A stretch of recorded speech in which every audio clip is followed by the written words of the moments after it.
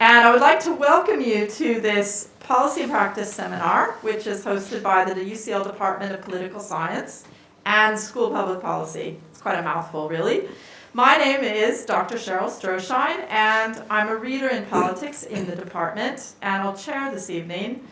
The title of this evening's seminar is The Decline of Democracy and the Advance of Autocracy. And in essence, we're really wanting to consider the emergence of more autocrats and strongmen. 1 second, I have to just reset this.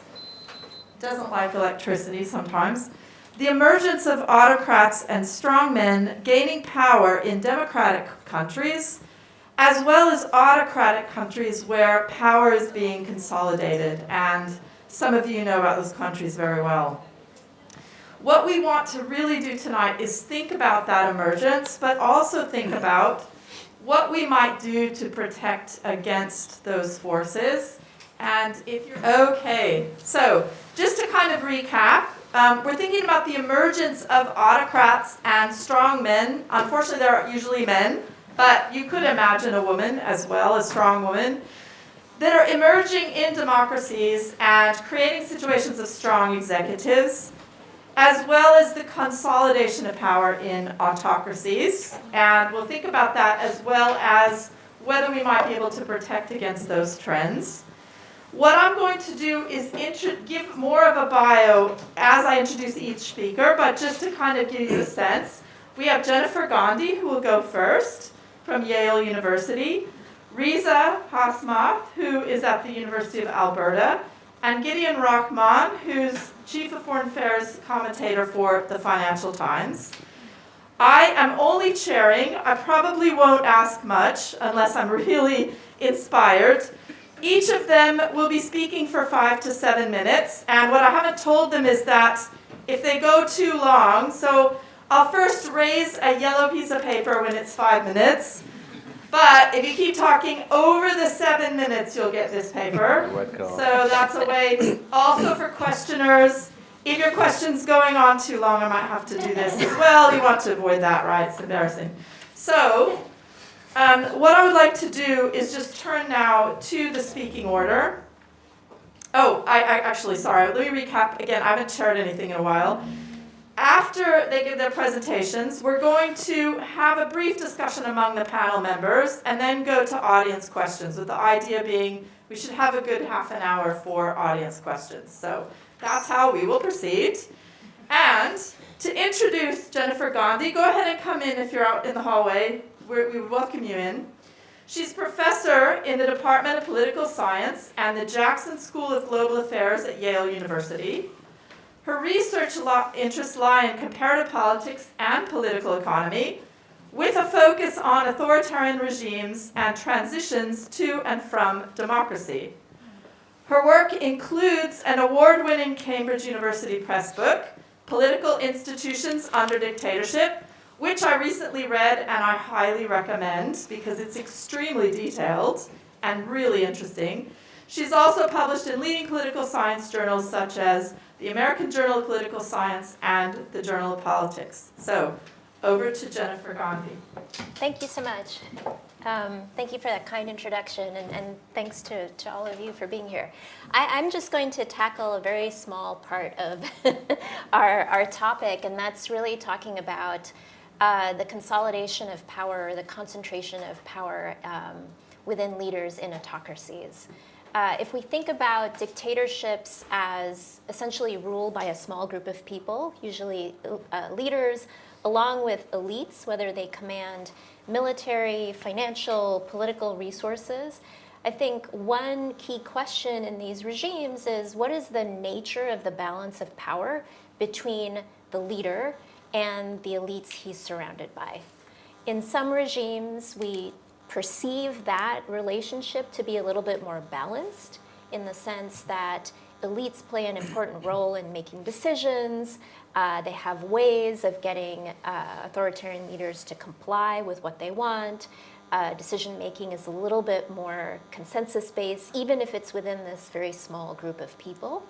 But there's another type of authoritarian rule that we often refer to as personalist rule, which basically implies that there is a huge imbalance between leaders and these elites. And as a result, it's the leader who's able to make really key appointment decisions to political power, to military positions, and as a result, also makes really key policy-making decisions.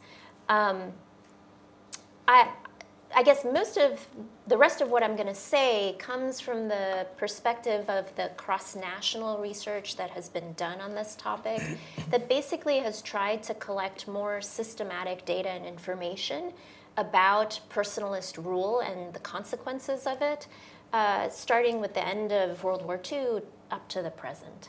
There have been some important developments in the collection of this information that really shows that these kinds of personalist regimes in which power is very concentrated within a leader make up anywhere from 20 to 25% of all authoritarian regimes, and that share is steadily increasing in time as we've seen the decline of party-based dictatorships, think the fall of the Berlin Wall and the collapse of a lot of communist regimes, but also as we've seen the decline in kind of formalized military rule.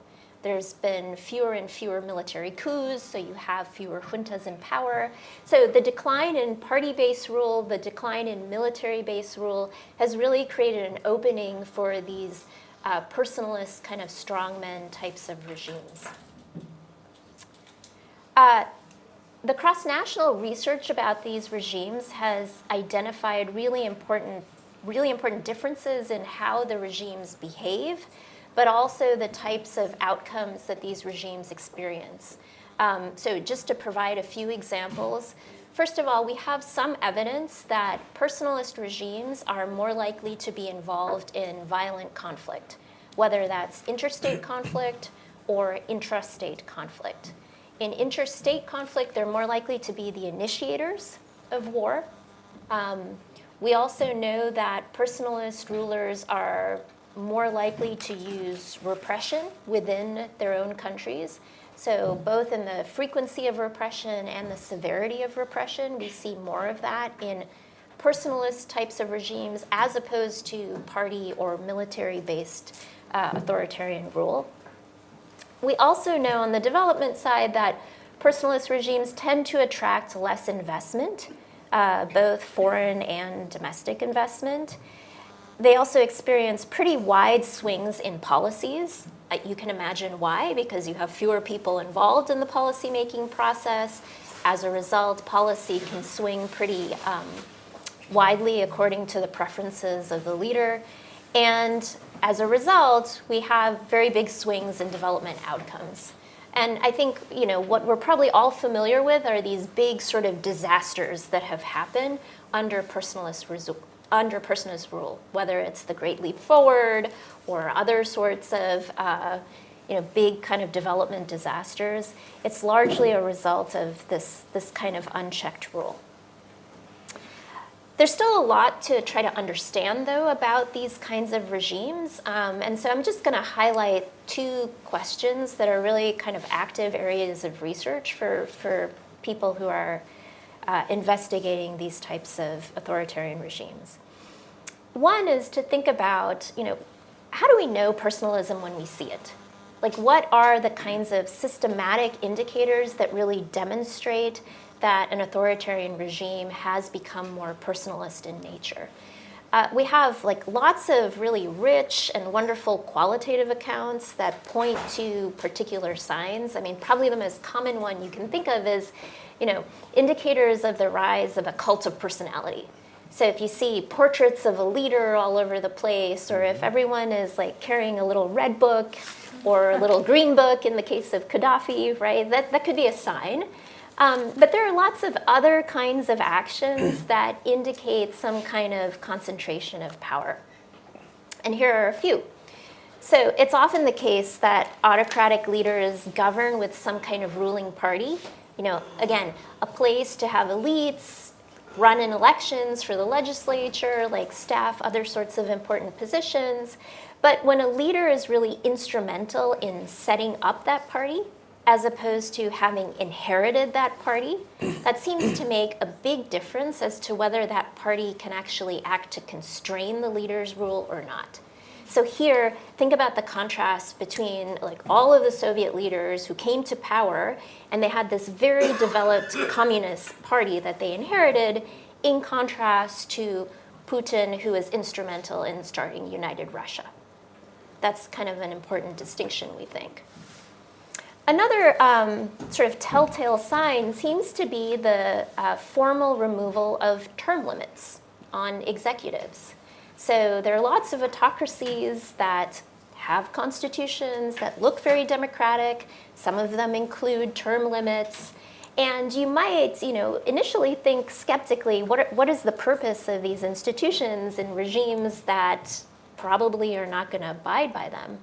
But it's interesting that there seems to be, some sort of shift indicated when there is a formal removal of term limits on an executive.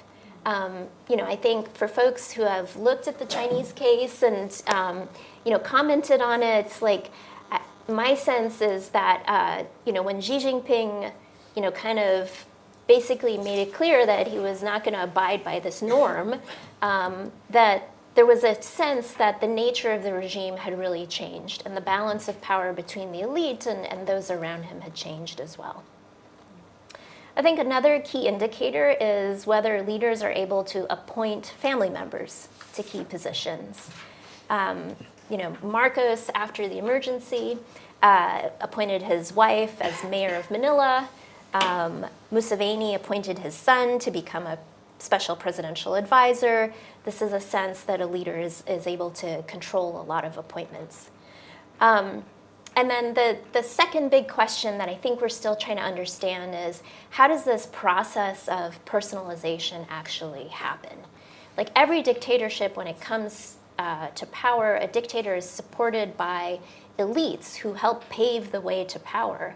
And in some regimes, leaders are able to essentially marginalize the people who helped him come to power and concentrate power in these kinds of personalist regimes, and others are not. And so we're still trying to understand what are the conditions under which that process is able to happen, and when can elites or even citizens sort of impede that process of concentration.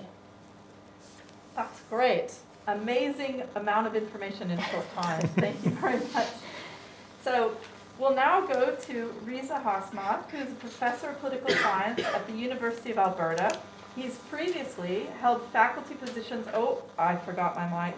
Sorry let me start over. Reza Hasmat. Hasmat? Hasmat. Yeah, Hasmat. Sorry. I should put on my North American accent. Professor of political science at the University of Alberta. Now you can hear me. He has previously held faculty positions in management, sociology, and political science at the Universities of Toronto, Melbourne, and Oxford, and has worked for think tanks, consultancies, and development agencies, as well as NGOs in multiple countries. His research has included projects on state-society interactions in China, what we just heard about, and multiculturalism in autocracies.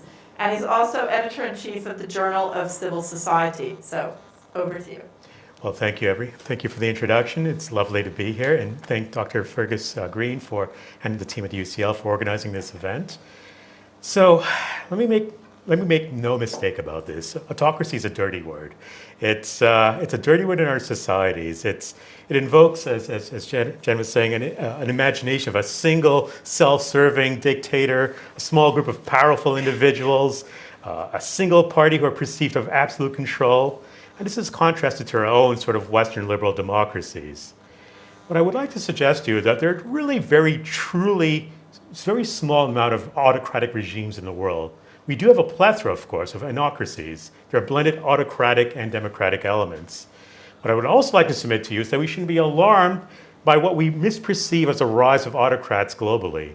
In fact, what I would argue is that we've always had autocratic elements embedded in our government and societies at large. And I'll show that to you in two ways. And I guess you can see where my background is coming from when I say the first one. Bureaucratic control mechanisms. That's the first thing I would like to argue. So again, speaking of another dirty word, bureaucracy. The Weberian bureaucracy has set the baseline of contemporary bureaucracies in Western liberal democracies. This is one predicated on hierarchy, specialization, and control mechanisms.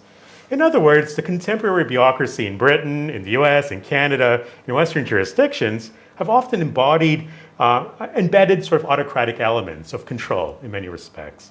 It allows for the political will by the government to be translated into the development and administration of policy via the bureaucracy. In China, this is a very similar situation. There's a very sophisticated authoritarian bureaucracy which has developed and executed policy. They support the government in play. Now, the question you might ask yourself, well, what's the difference between bureaucracy and a democracy versus an authoritarian environment? The answer, as Jen kind of alluded to, was the checks and balances. So that's one of the main variations that we see. So Western liberal democracies tend to have more robust checks and balances, whereas in authoritarian environments, it may be seen as not the case. So one of the advantages of having less checks and balances is that you're able to advance policy making to better your jurisdiction much quicker. So put plainly, if you look at China, of course they had the disastrous Great Leap Forward, but they were also able to use this advanced authoritarian bureaucracy to lift the majority of its nation out of poverty due to the sort of adaptive governance that was embedded within the bureaucratic sort of elements. So while the checks and balances were not the same sort of shape as Western liberal democracies, what we see is that they were able to engage in local policy experimentation, which allowed for having testing certain sort of policies. So it also allowed to reduce risk.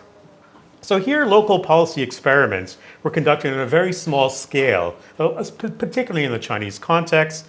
And if successful, the policy innovation lessons were scaled up nationally. Now, this has changed under Xi Jinping with a greater re-centralization of power and greater autocratic control.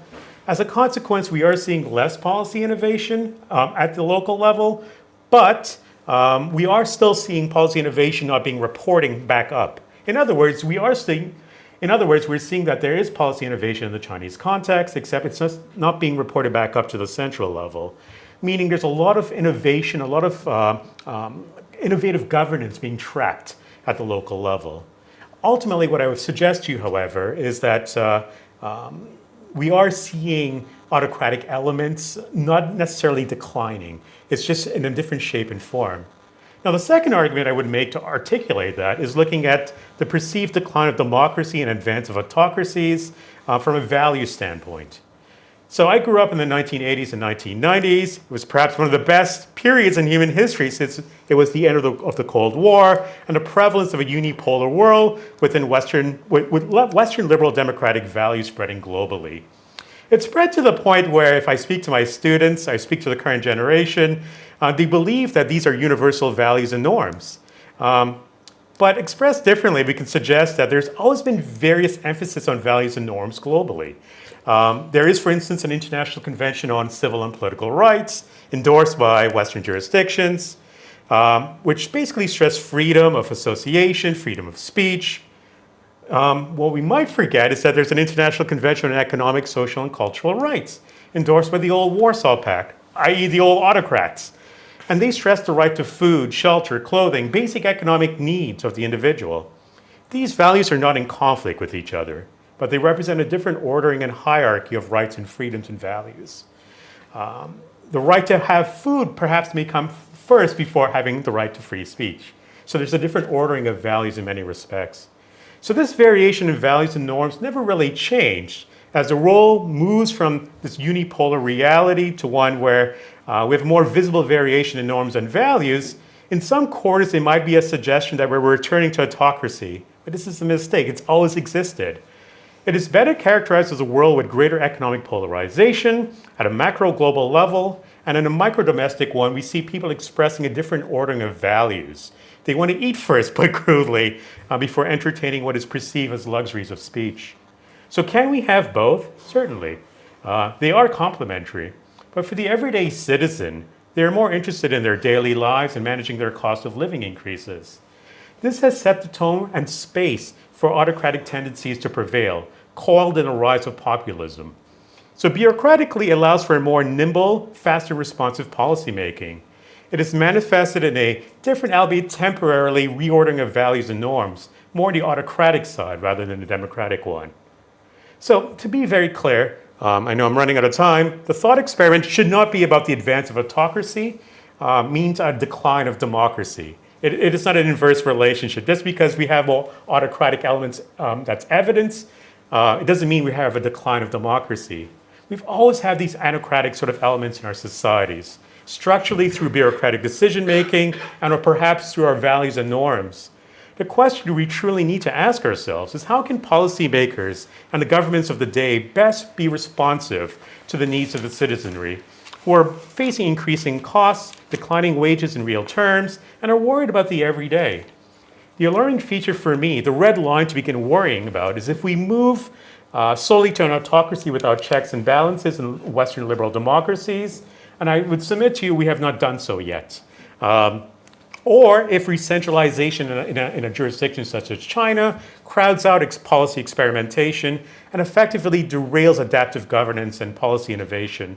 And this is actually occurring to some extent. So that for me is the alarming sort of bits and the sort of red line we need to be thoughtful of when we think about this question.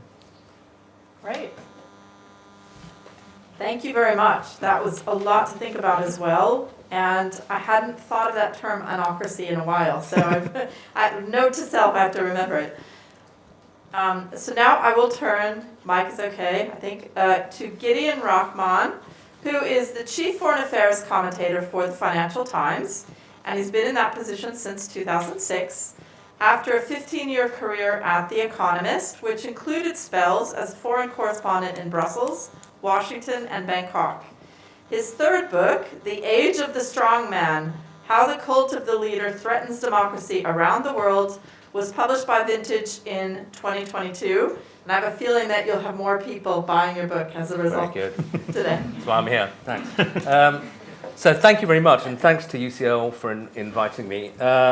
Jen was saying in her talk that used the word systematic. I have to say my approach is, because I'm a journalist, not as systematic. The kind of nature of my job is I write about international politics, I travel quite a lot, and tend to write about whatever the big issue in the news is. It's fun, it also has some advantage. I've met some of the strongmen that I write about, a couple of them in person, Netanyahu and Johnson, who are relatively minor figures in the book, but Xi and Putin in larger groups. But perhaps more important than that, I often talk to the people around them and have a sense of, how they justify what they're doing and how they view the world. And so around 2020, already in the beginning of the first Trump term, I thought it would make sense to write this book, Age of the Strongman. And the way I've structured it was to really go through them almost chronologically, starting with Putin, who comes to power almost too symbolically on the New Year's Eve, just before the beginning of the new century. And then proceeding through Erdogan, who comes to power in 2003, Xi Jinping, 2012, Modi in 2014, Trump 2016, Johnson around the same time. Actually, the Brexit referendum is that same year, and then he comes to power a little later. And then others such as Duterte, Netanyahu, Mohammed bin Salman, etc. And they're quite a very eclectic group. So one of the things I had to try and answer is, well, do they really have anything in common?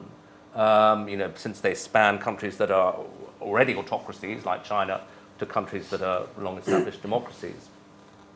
And I was surprised, really, that actually the rhetoric used by these strongman figures, and they are all men, as you say, I don't think it's entirely coincidental. It's often quite a sort of macho conservative rhetoric, socially conservative rhetoric. But the rhetoric is often quite similar across, albeit very different societies and different political systems. And I would identify two kind of central things that they are doing. First of all, as Jen said, the cult of personality is incredibly important to this style of leadership. So Trump, in his 2016 speech to the Republican convention, says, "I alone can fix it," having described what he says is this American carnage. And in different ways, all of these leaders make this claim. So Putin, after the annexation of Crimea, one of his sort of henchmen stands up in the Duma and says, without Putin, there's no Russia. Russia is Putin, Putin is Russia.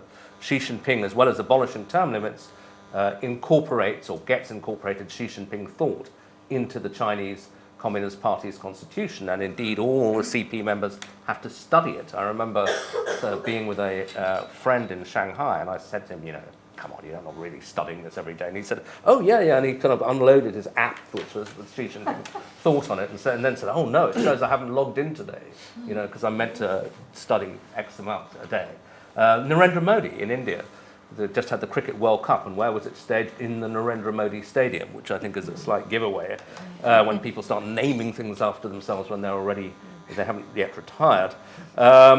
And the destruction of term limits, again, which Jen referred to, I think is a very important sign. Erdogan did that, rewrote the constitution in Turkey. Trump has talked about doing it in the United States. Putin has extended his term in Russia. Xi has done it in China. So how do they justify this? Because they all do have a kind of rhetoric, again, in different ways according to context, but I think a really central thing is the evocation of a sense of crisis. They have to say, look, not only do I have a unique understanding of what the nation needs, but we can't operate by the normal rules because we are under threat. So we need a kind of state of emergency, and you need to put your faith in me and let me do what's necessary. Now, what that state of emergency can be varies country by country. Erdogan is a classic example in the sense that there is actually an attempted coup in 2016, and then he institutes a state of emergency, purges what he calls the Turkish deep state, a lot of people imprisoned, takes emergency powers and so on. That's a very sort of classic way of doing it. But for Putin, the emergency is that NATO's expanding up to Russia's borders, that the nation is under external threat. Xi has a sort of mix of external and internal threat, but again, quite recently said that China faces efforts to contain it from overseas that are reaching unprecedented levels, and that is why you need him. And also a rhetoric of humiliation, which is linked to this sense of national emergency. So Xi talks about China, often talks about China's century of humiliation. Modi has trumped that by talking about 800 years of humiliation for India, spanning not just the British Empire, but previously the Mughal Empire. Trump said, the whole world's laughing at us. People are looking down on the United States. And then once you have that, and I think usually you have a mix of internal and external enemies. You have the external enemies who are humiliating the country or taking advantage of it. Internally, you have a kind of traitor globalist class who are allied with the external enemies. And because they are so dangerous and undermining the people or operating on behalf of the globalists against the people, you need to give me these powers to capture them. And it's on my mind just now because I was saying to Jen that this afternoon I was at a seminar with a guy from the Heritage Foundation who are laying the plans for Trump's second term. And what they talk about is, well, America's been captured by this cultural elite, which isn't really not loyal to America. It's established an administrative state, which he said, he actually admitted is a kind of kinder, gentler version of saying the deep state. And the only way that we can really express the will of the American people, which Trump, of course, embodies, as do all these strongman leaders, is by purging the administrative state, getting rid of all those checks and balances, and putting in a new bunch of people, a new class of people who will respond to the leader. So that's a very classic way of proceeding. And if you can get away with it, I think the next thing to watch out for, if Trump were to take power, is does he try to demand emergency powers as a way of breaking through the checks and balances. And there is already talk in the US that Trump would try to invoke the Insurrection Act, which would allow him to deploy troops on the streets of America. And indeed, it's believed that he actually did try and do that in his first term, but was blocked by very conservative figures like Bill Barr, the Attorney General, but who nonetheless believed enough in the Constitution to not go along with that. Well, I think in a second term, Trump would probably try and do that. So that is something to watch out for. So I'll leave it there. Thanks. All right. Let's give them a clap.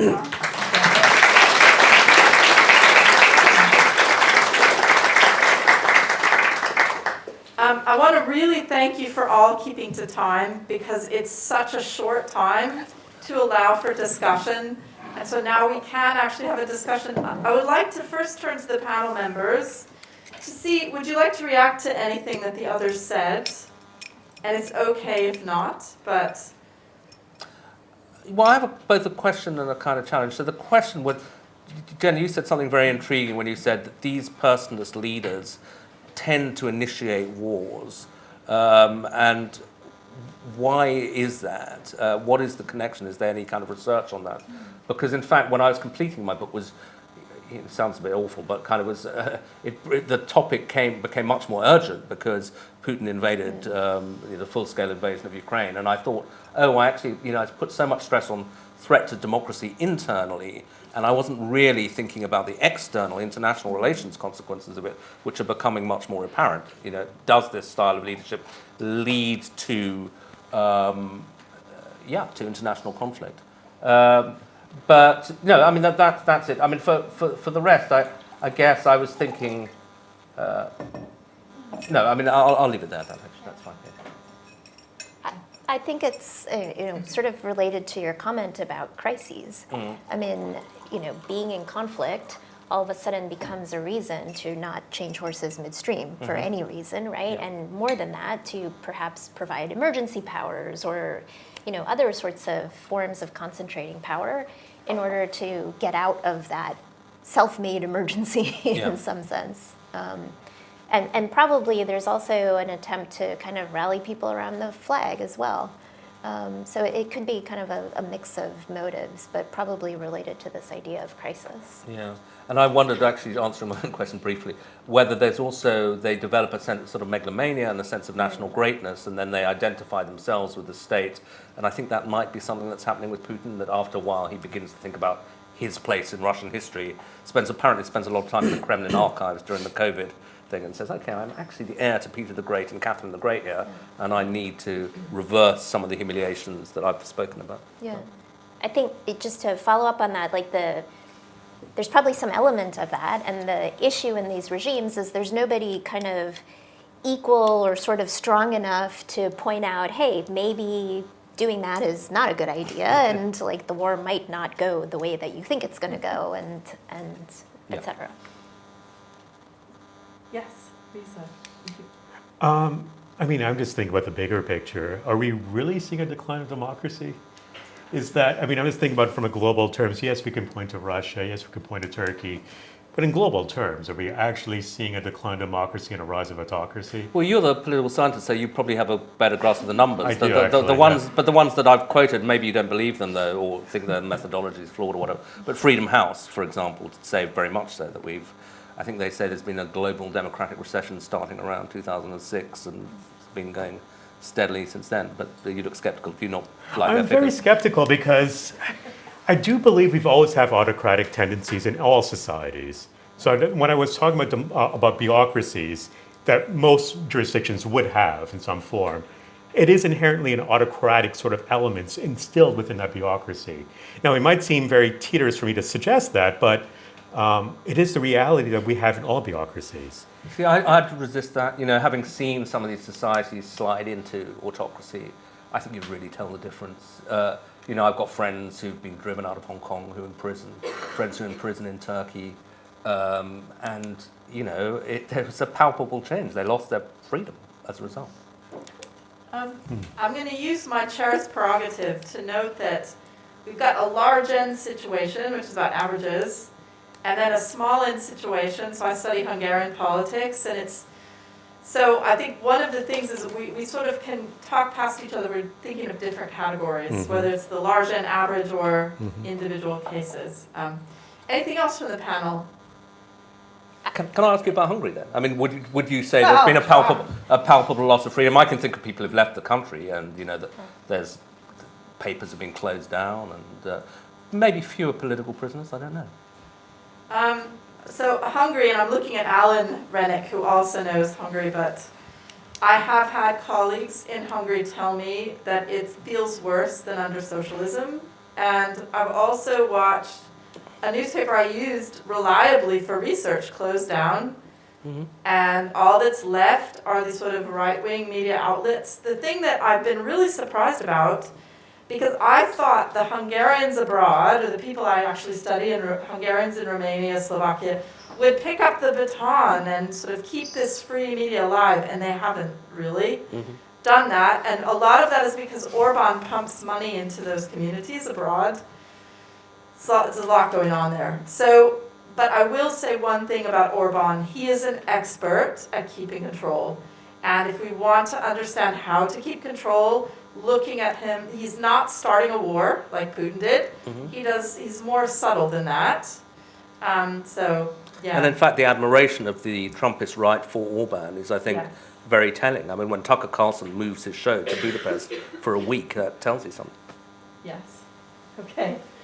So with that, let's turn to the audience. And I think, yes, I think that, Alan, are you identifying people to ask questions, or am I? You identify, and I will... All right. So we've got 3 hands right clustered together, and that will...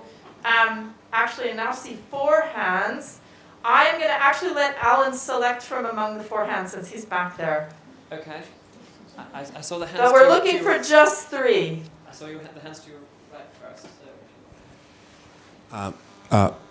Thanks. My question is about Britain and whether us, along with lots of other countries, had much more of a taste and a brush with authoritarianism under the lockdown situation. Was there a decline in democracy accelerated because of lockdowns? Thanks. I'll be as brief as possible. It's mostly for Gideon. You mentioned autocratic leaders creating a sense of crisis. Do you think it would be fair to link that to how in populist regimes and in populist rhetoric, there's often that sort of anti-elite sentiment that they use to rile up support?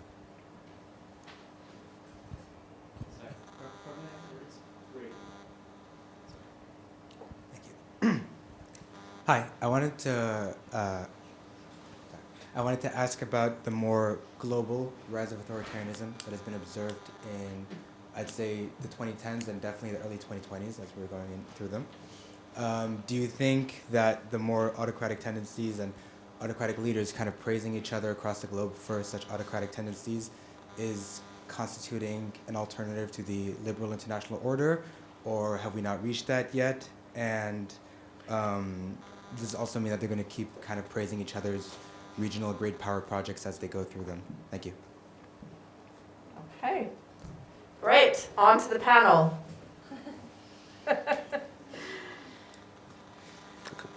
Yeah, I mean, I think the lockdown question is a very interesting one because, I was conventional enough to think anybody who was opposing lockdowns was obviously crazy and it was all sort of wild populists who were opposing them. And I think as time passes, people are beginning to think, well, maybe was all that as necessary as we thought, and rethinking it. But for me, it's quite an early stage of trying to think through whether, I would say it wasn't authoritarianism in the sense that it was passed by democratically constituted governments, and I guess subject to legal challenge and so on. But it was a strange moment. I mean, that you would have we accepted, massive restrictions on liberty relatively mildly. But I don't know what the others think about it because it wasn't just a British phenomenon. But on the populism, yeah, I mean, I think that there's a close connection with populism because, again, I said, one of the central claims of these leaders is there's a national emergency, but the other is I represent the people, I understand the people, I'm sort of almost embody the people, so that sort of my technique doing the book was just sort of noticing commonalities and discourses in countries that I'd go around, and if you'd say to people, the backers of an Erdogan or of a Modi, it's a bit much you kind of closing down this university or this newspaper or whatever, they would say, well, but you don't understand, you're just talking to the Delhi elite or the sort of Istanbul elite or the Washington elite, and they're not really the people. They're kind of a tiny fraction of the country. They don't understand it. My guy actually really understands India, Turkey, the United States, and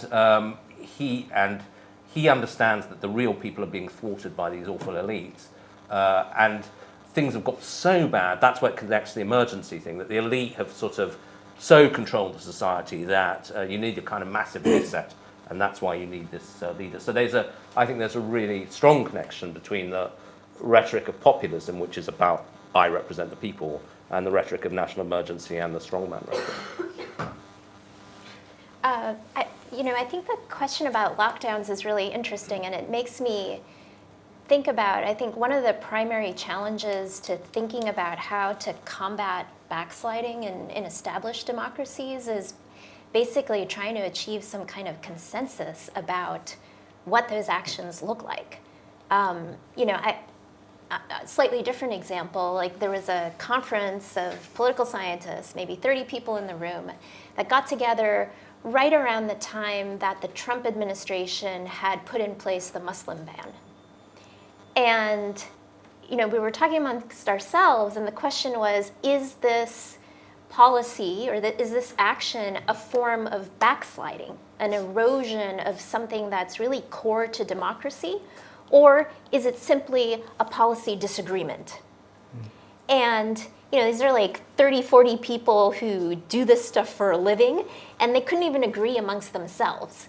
And so that's just to say, I think your example of the lockdown question, there are lots of different kinds of things that democratic governments do where we're not really sure sometimes about whether it's eroding democracy or if it's just, I don't like what that government is doing from a policy perspective. The second bit about the anti-elite, I think there's a connection about how leaders who are able to create a really strong popular following, I think it enables them to sort of escape the constraints of elites around them. And I think you see that in autocracies.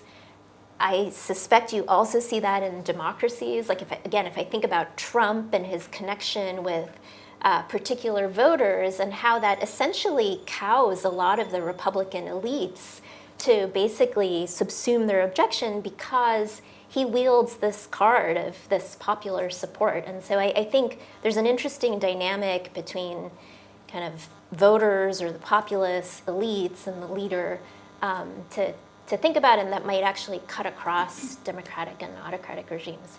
The last comment is I think there's always been an authoritarian alternative. I mean, I wouldn't maybe go as far as you that I do think there are actual real differences in regime types and how people experience political, social, economic life. Yeah. But I think historically there have always been plenty of states that are autocracies.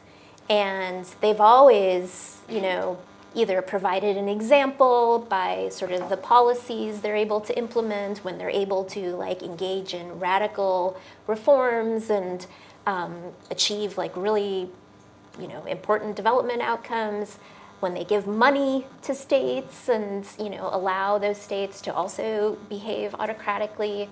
I think that has always been around, and I'm not sure I would say that that's necessarily a new thing these days. So I think I'm more interested in understanding the conditions that's creating populism.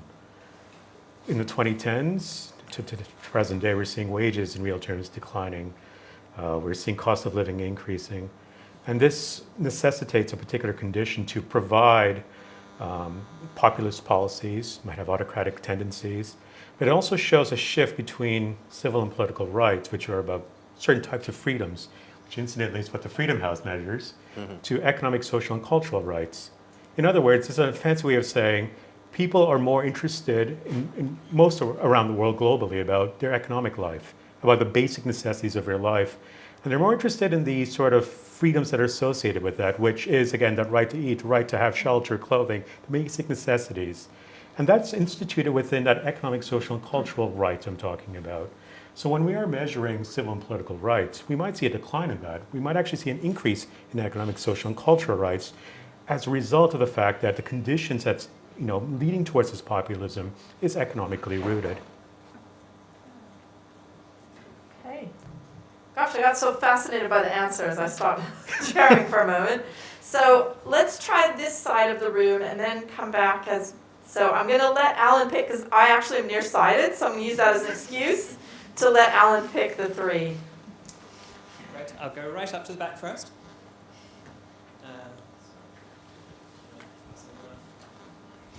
Thank you. My question is actually for Gideon, just because I'm quite interested in what you're talking about with Trump in the US.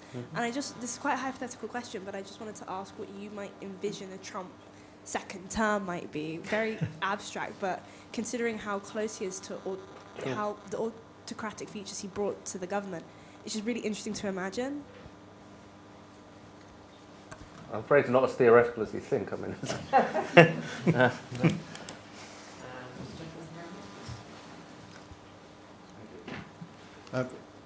Reza, I'm really interested in that point you raised about how these collective rights, the standard of living questions, wrapped in populism, as you said, proves to be very potent with strongmen. But these rights have their roots on the left. And I was interested as to why has there not been a sort of corollary on the left, which has been as potent as that on the right. So I was wondering if you could bring up maybe the importance, how you see it, of the cultural agenda and of the pushback against multiculturalism and the so-called woke agenda, and how important that is to the rise of these movements.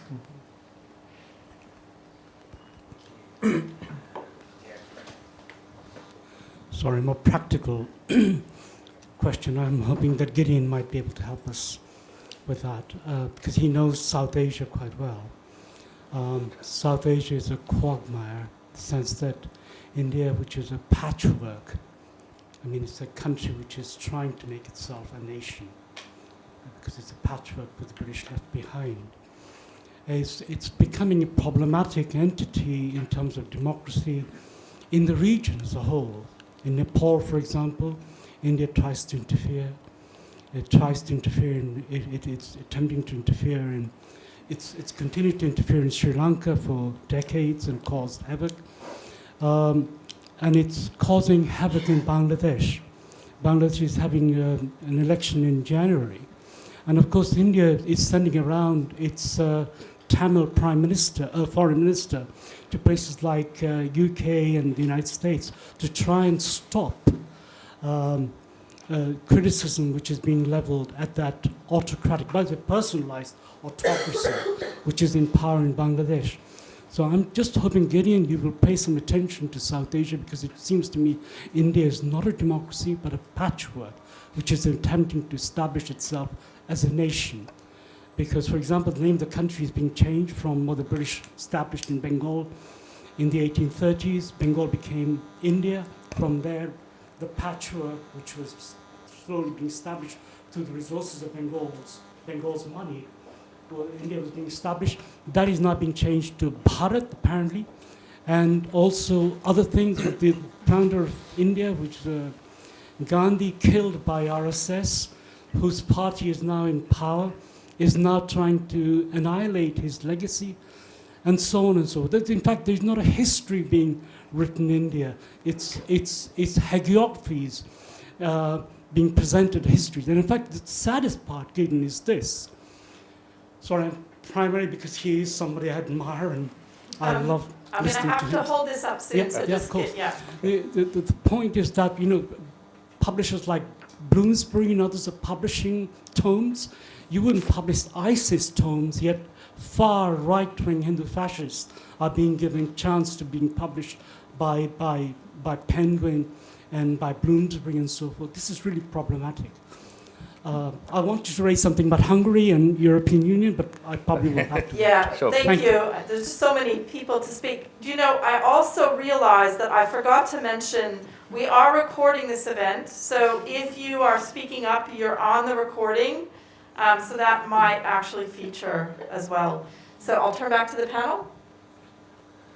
Well, I'll have a go at this, but I'd also like to invite Jen and Reza, who both actually live in North America and also know South Asia, to answer them. But on the Trump second term, I mean, it's very much on everybody's mind. And I was just in Washington and mainly talking about foreign policy, but even talking to sort of Democrats who are in jobs in the administration, you get pretty quickly onto the kind of looming 2024 presidential election and the fears about what's going to happen. And I think the summary is that people think and are very concerned by the idea that Trump 2 would be very different from Trump 1, in the sense that when Trump came in initially, he may not even have expected to be elected. He was very unprepared, and he relied on relatively establishment figures, the former head of Exxon at the State Department and kind of mainstream Republicans. And he's now sort of turned on them, believing that they too were the deep state or incompetent or whatever. He's a very angry guy because he's facing 4 different criminal prosecutions. And he will staff his administration with with loyalists who are prepared to do his bidding much more quickly. So I mentioned that, for example, his former Attorney General, Bill Barr, refused to invoke the Insurrection Act. Mark Milley, the Joint Chiefs, also same business. Now, Trump is talking about putting Mark Milley, America's senior military officer, on trial for treason. And there's various names doing the rounds of the kinds of people who would be made Secretary of State, put in charge of the CIA, etc. And people's faces go white in Washington when you mention them, because they're A, unqualified, but B, they're the kind of people who would sort of do what Trump would want, so that he might become much more authoritarian much more quickly. He would certainly encounter resistance, some on the street probably, and some within what he would characterize as the deep state. But that, unfortunately, would be a recipe for conflict and turmoil in the United States. And I really don't think it's theoretical. I mean, if you look at the opinion polls, they're very discouraging. If you don't want Trump to be elected, he's doing well. The South Asia stuff, I'm afraid it's very kind of you to kind of big me up, but you're overestimating my expertise on what India is doing in its region. I think, though, that there's an element in which the West is very reluctant to look directly at what is happening inside Modi's India, because India is seen as such an important counterbalance to China. Although I do remember a couple of years ago talking to a fairly senior person in the Biden administration, and I sort of said, kind of open-ended question, what are you thinking about or worrying about that we haven't talked about? And he said, India. And I said, that surprises me, because I thought you'd be turning a blind eye to that. And he said, because it's so important. And he said, well, in my experience, if you turn a blind eye to things, you'll eventually get a nasty surprise. And in that nasty surprise has come through with these attempted assassinations, or real assassination in Canada, and apparently another attempted assassination in the United States. Mm-hmm. And it's very awkward for the US, because they really don't want a confrontation with India, despite all the conspiracy theories doing the rounds in BJP circles about how this is all an elaborate plot to undermine the rise of India. On the contrary, the last thing I think America wanted was to have to take this on. But if somebody is trying to rub out your citizens, as Putin did in Britain, generally it's a bad idea to turn a blind eye, although it happens, but I think they feel they've got to take this up. But so that may create more of focus on, well, actually, what is the real nature of Modi's India? And actually, the desire to assassinate your opponents is another feature of strongman rule. Just about the possibility of Trump, I think another thing to look out for is how the election is going to be run. Mm-hmm. A lot of features of elections are controlled by officials at the state level. A lot of electoral laws are determined by state governments. The actual administration of elections is conducted by local officials. And, as we saw last time, there is a lot of power in those people's hands. And whether they kind of handle situations appropriately, do the right thing, don't succumb to pressure or violence or threats, is, I think, going to be an important factor in determining even what happens with the election. As we were talking about before the panel started, I think another key thing to look out for is the response of other Republicans, Republican leaders, not just at the state level, but also at the national level. I think as an American, one of the discouraging things is not only Trump, but the failure of people from the Republican Party to somehow rein him in. Again, I think part of it is just a lot of people in the party just want to win and get votes, and they see that he's a vote getter, and so whatever he wants goes. But until more people within that party are willing to somehow draw the line, it's very worrisome. I really loved your question about the idea of economic, social, and cultural rights usually being located in left-wing philosophies. It doesn't mean that you can't have left-wing philosophies that are not compatible with autocrats. In fact, you can't have left-wing autocrats. It's perfectly compatible. In fact, in the Chinese context, I would even suggest there is a greater attunement towards that. I'm not quite sure about the latter part of your question, so maybe after we can have a discussion. But I think at the end of the day, if you're looking at the Chinese context, Xi Jinping is looking for legitimacy, popular legitimacy. And the fact that there is a reduction in economic sort of situation of the everyday citizen has meant that he has to reinvoke different kinds of left-wing ideologies to suggest that we need to address these economic realities, which are declining. And so, again, at the end of the day, the autocrat, at least in the Chinese context, needs legitimacy. It's not that it's unwielded power that he has.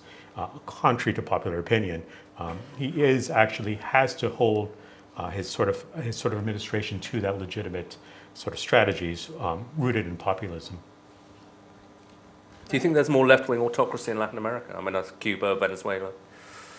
In name, definitely. I do think when they do appeal to the philosophies that accord to the population, you are going to see greater left-wing tendencies, at least espoused. If you actually look at the practice, however, right, it's a much different reality. Whereas in China, I think there is greater accordance to left-wing philosophies and the practice. Great, we have time for another round. 3. I would like to flag this woman who looks so dedicated to her question in the front. I'll get that, sorry. Thank you. So I want to ask a question about the democracy backsliding from a discursive perspective. I mean, that's my immature thought.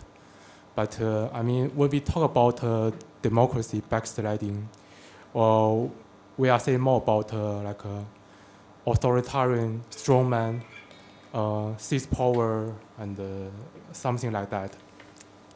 But this is just my opinion. So, but my reading about this trend is that these populists, authoritarian populists, are trying to give an alternative definition of democracy. For example, the Orban in Hungary, he talked about illiberal democracy, or Xi Jinping in China, he talks about the whole process democracy. So in his concept, the whole process democracy is more about substantive democracy rather than the procedural democracy. Mm-hmm. So my question is, do you think the trend of democracy backsliding is also about the competition about the definition of democracy between the liberal democracy and other types of democracy? The democratic backsliding we're seeing and the rise in populism coincide with the rise of social media. So my question is, how important is social media in terms of cultivating the cult of personality of these strong men and the kind of brand that they create through this? Thank you.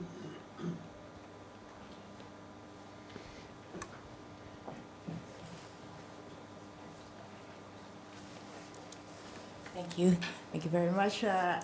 So this is a question which actually echoes the previous question on social media, because I think the internet age has actually brought to the decline of democracy because of the propaganda war in the social media and also the extreme views.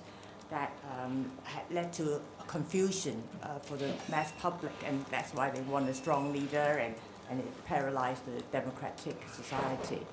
That's what we've seen in Hong Kong, the decline of democracy and the rise of the autocratic government.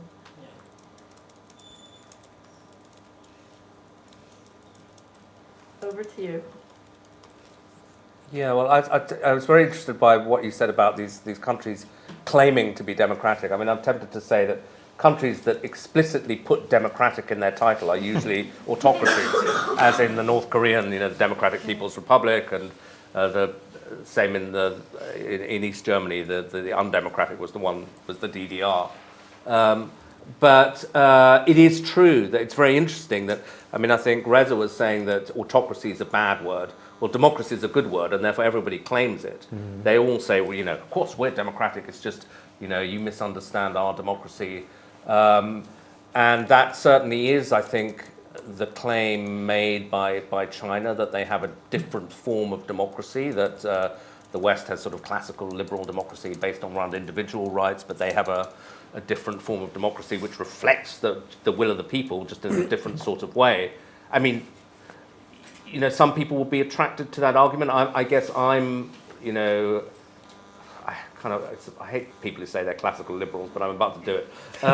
But I tend to believe, prioritize the sort of political rights of freedom of speech, freedom to vote, etc., because I think I'm more skeptical than Reza. I mean, I agree that China's an interesting story, and it's not just, it's a fifth of humanity, so you can hardly say it's an outlier, but I think it's quite rare, actually, to see a society that represses individual rights over a long period and doesn't end up with some sort of kind of economic or / totalitarian disaster.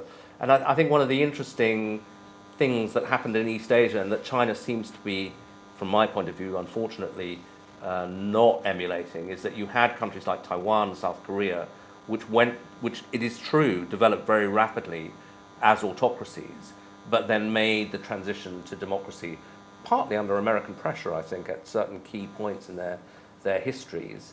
And that doesn't seem to be happening in China, maybe because of the nature of the Communist Party, or because the US has no leverage, or whatever. So, yeah, that would be my view on that. And on social media, it's difficult to tell whether it's a coincidence that all this is happening in the age of the rise of social media, or a cause. I tend to agree that it's hard to pin down, but I think there has to be a connection.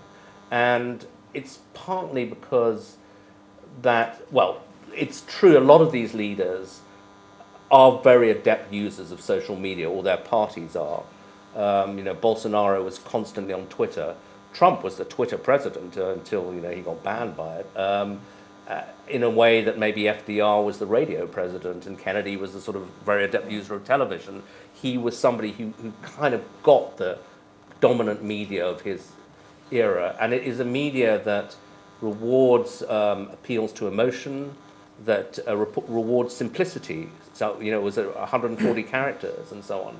Similarly, Duterte, the Philippines election, was, I think, studied by some as the sort of one of the first elections where Facebook and fake news, frankly, pumped out on Facebook, was incredibly important. And the traditional media, my kind of people, were just bypassed. There were all these sort of false narratives out there, which were very, very powerful and went viral very quickly. And I remember being slightly appalled when I went to see Facebook in California and talked to them about this, and they said sort of en passant that, when during the Indian election they had embedded people in the BJP campaign, and they said, it was just client services, showing them how to use it effectively, had a pretty powerful effect. I think what it does is that it creates the ability to live inside your own narrative universe, which remains sort of unchallenged. I'm aware it sounds sort of super elitist, but I think that the fact that the breakdown of a media that commands some sort of respect for generally telling the truth by a bulk of the population is a problem when that happens. You know, when people say, well, the mainstream media, I don't trust it, I just get my news from TikTok or Facebook or something, they're very vulnerable to these very exclusive narratives. And I think if the UK escapes some of this, it may partly be because of the retained power of the BBC to create a single narrative of at least some agreed facts, which I think is really important to a democracy. About this question about autocracy and democracy and understandings of democracy, I mean, your comment just reminded me of a study that looked at a whole bunch of different global surveys that have been done around the world for several decades, in which ordinary people are asked a bunch of political questions, including how democratic do you think your government is? And most people in places that probably we or Freedom House would think of as autocracies believe they are living in democracies. And so I think it speaks to kind of the ways in which autocratic governments have often used this word to mean different things and suit their purposes. And I think that we see more of that kind of manipulation of the term in general. I think the comment and also Reza's comments for me raises this question about, like, is there value to procedural democracy, right? An understanding of democracy focused on elections and rights.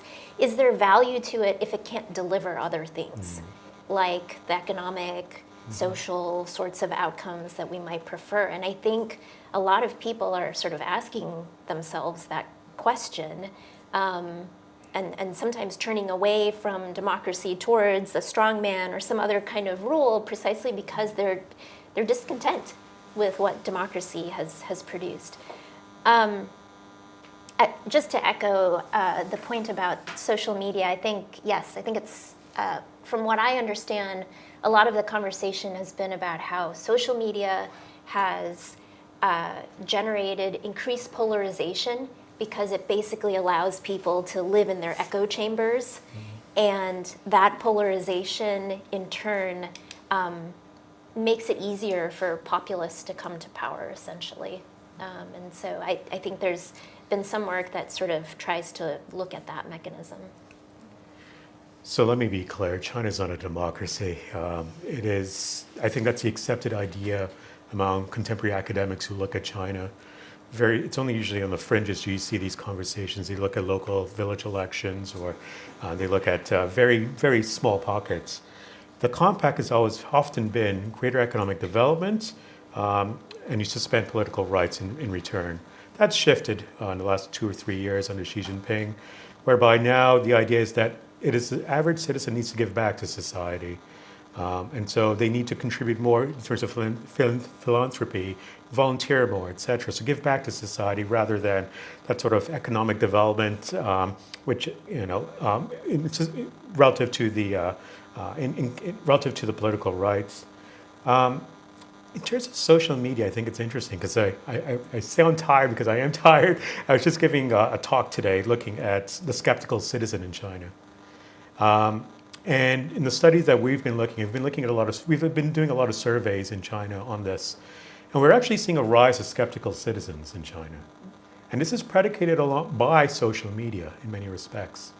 So I know it might be counterintuitive to your idea that the social media in China is well controlled, et cetera, but there's a plethora of ways in which one can get by this. You can use political cartoons, you can do memes, you can just talk directly. There is so many ways, but ultimately, this is a long-winded way of saying to you that we have an increasing skeptical citizen. We have citizens who are protesting by virtue of not even participating in civic life. They are, the lying flat movement among the youths, for example. So in other words, what I'm suggesting to you is, although we commonly believe that social media is a way in which we can have it could be to the advantage of the autocrats, Actually, what we're seeing is that, at least in the Chinese context, it's developing a more skeptical citizen.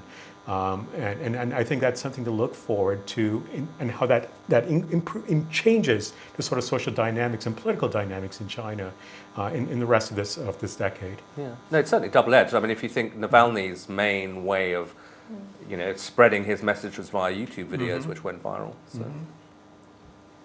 So I have the bad news that we are now out of time. I'm sure we could continue to discuss this all night. But before we thank our speakers, I just want to flag that next week is our last event, and you'll see Alan Rennick up here. The title of that event is Could Citizens' Assemblies Improve Policymaking? So that's next week if you'd like to come. And do thank our panel with applause.